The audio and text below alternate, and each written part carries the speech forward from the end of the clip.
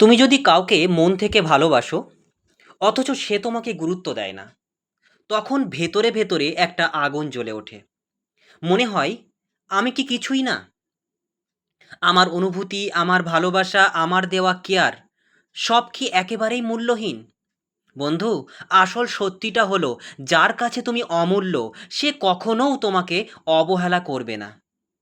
আর যে অবহেলা করছে তার কাছে তুমি মূল্যবান নও, এটা মেনে নিতে হবে। কিন্তু তার মানে এই নয় যে তুমি মূল্যহীন। একবার ভেবে দেখো, সূর্যের আলোকে কেউ পাত্তা দেয় না। আর পাত্তা না দিলেও কি সূর্য আলো দেওয়া বন্ধ করে দেয়? না তো, কারণ তার নিজের শক্তি আছে। ঠিক তেমনি তোমার ভেতরে যে ভালোবাসা, যে সম্মান, যে মানবিকতা আছে সেটা তোমার নিজস্ব শক্তি। ওটা অন্যের অবহেলায় ছোট হয় না। যখন সে তোমাকে গুরুত্ব দেয় না, তখন সবচেয়ে বড় কাজ হলো নিজেকে ছোট না করা। নিজেকে কষ্ট দিয়ে, রাত জেগে, ফোন স্ক্রল করে, মেসেজ চেক করে, কান্না করে নিজেকে দুর্বল প্রমাণ করা নয়। মনীষীরা বলেছেন, যার চোখে তোমার দাম নেই তার পেছনে চোখের জল ফেলো না। যার চোখে তোমার দাম নেই তার পেছনে চোখের জল ফেলো না। কারণ এই জল শুধু তোমার শক্তি নষ্ট করে দেবে, তোমার শক্তিগুলোকে ভেঙে চুরমার করে দেবে। তাই তুমি চুপচাপ থেকে নিজের ভেতরটাকে শক্ত করো, কারণ নীরবতার ভেতরেই শক্তি আছে। তুমি যদি পাল্টা চিৎকার করো, বারবার প্রশ্ন করো কেন গুরুত্ব দিচ্ছে না, কেন গুরুত্ব দিচ্ছে না, তাহলে তুমি নিজেকেই হেয় করে ফেলবে, নিজেকে মূল্যহীন করে ফেলবে। বরং চুপ করে নিজের কাজ, নিজের উন্নতি, নিজের স্বপ্ন নিয়ে বাঁচো। মনে রেখো, যে তোমাকে আজ অবহেলা করছে কাল সেই অবাক হবে তোমার সাফল্য দেখে। তুমি যখন উত্তর দেবে না শব্দে, উত্তর দেবে অর্জনে। তোমাকে উত্তর সেটাই করতে হবে, শব্দে উত্তর না দিয়ে, চেঁচিয়ে উত্তর না দিয়ে, উত্তর তোমাকে সাফল্যে দিতে হবে, অর্জনে দিতে হবে। যে তোমাকে গুরুত্ব দেয় না তার কাছে ভিক্ষা চেও না। এখন তোমাকে এটাই করতে হবে। তুমি ভিক্ষুক নও, তুমি সৃষ্টিকর্তা। তুমি কারো প্রয়োজন নও, তুমি নিজেই যথেষ্ট। অবহেলা ভালোবাসাকে হত্যা করতে পারে, কিন্তু আত্মসম্মানকে কখনো হত্যা করতে দিও না তাকে। জানো, গৌতম বুদ্ধ বলেছিলেন, অতিরিক্ত আসক্তিই কষ্টের মূল কারণ। যাকে তুমি আঁকড়ে ধরেছো সেখানেই কষ্ট লুকিয়ে আছে।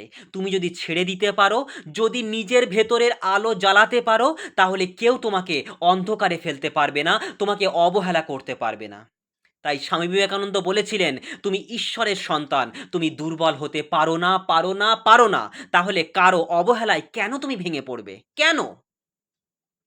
যখন সে গুরুত্ব দেবে না, তখন তুমি একটাই কাজ করো, একটাই কাজ করো।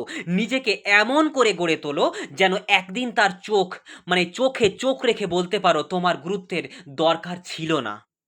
তোমার গুরুত্বের দরকার ছিল না আমার, আমার নিজের গুরুত্বই যথেষ্ট ছিল। যখন সে তোমাকে এড়িয়ে চলে, তখন তুমি তোমার ভেতরের মানুষটার দিকে ফিরে তাকাও। কারণ আসল যুদ্ধে জিততে হলে বাইরের শত্রুকে নয়, ভেতরের দুর্বলতাকে হারাতে হয়। ভালোবাসা তখনই সত্যি যখন সেটা সম্মানের সঙ্গে দেওয়া হয়। যদি সে তোমার সম্মান না রাখে, তবে তোমার ভালোবাসারও কোনো মানে নেই। যার কাছে তুমি অপশান, তার কাছে নিজেকে প্রায়োরিটি বানিও না।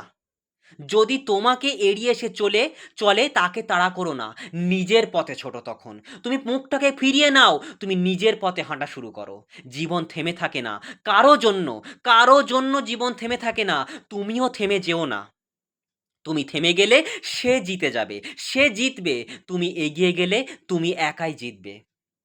তাই যখন সে গুরুত্ব দেয় না, তখন একটা কাজই করো, নিজেকে এমন এক উচ্চতায় নিয়ে যাও, নিজেকে এমন এক প্রায়োরিটি দাও যেখানে দাঁড়িয়ে তুমি আর কারো গুরুত্ব চাওয়ার প্রয়োজন বোধ করবে না। আর সেদিন তুমি বুঝবে, অবহেলার আঘাত তোমাকে ভাঙেনি, অবহেলার আঘাত তোমাকে শেষ করে দেয়নি, বরং তোমাকে গড়ে তুলেছে, নতুন থেকে নতুনত্বের দিকে তোমাকে এগিয়ে নিয়ে গেছে। তুমি হেরে যাওনি, তুমি জিতেছো। আর সেই জয়টা হবে তোমার সবচেয়ে বড় উত্তর। তাই বন্ধু, যখন সে তোমাকে গুরুত্ব দেয় না, তখন ভেঙে পড়ো না, একেবারেই ভেঙে পড়ো না। কারণ তার গুরুত্ব না দেওয়া মানে তোমার গুরুত্ব কমে গেছে, সেটা একেবারেই নয়। বরং সেটা মানে তুমি ভুল মানুষের কাছে গুরুত্ব খুঁজেছিলে। তুমি ভুল মানুষের পাল্লায় পড়েছিলে। তাই তুমি নিজের ভেতরে তাকাও, নিজের জীবনকে আলোকিত করো। কারণ যে মানুষ নিজের ভেতর আলো জ্বালাতে পারে, তাকে কখনো কোনো অবহেলা অন্ধকারে ফেলতে পারে না। তো আজকের ভিডিওটি এই পর্যন্ত। কেমন লাগলো অবশ্যই কমেন্টে বলবেন।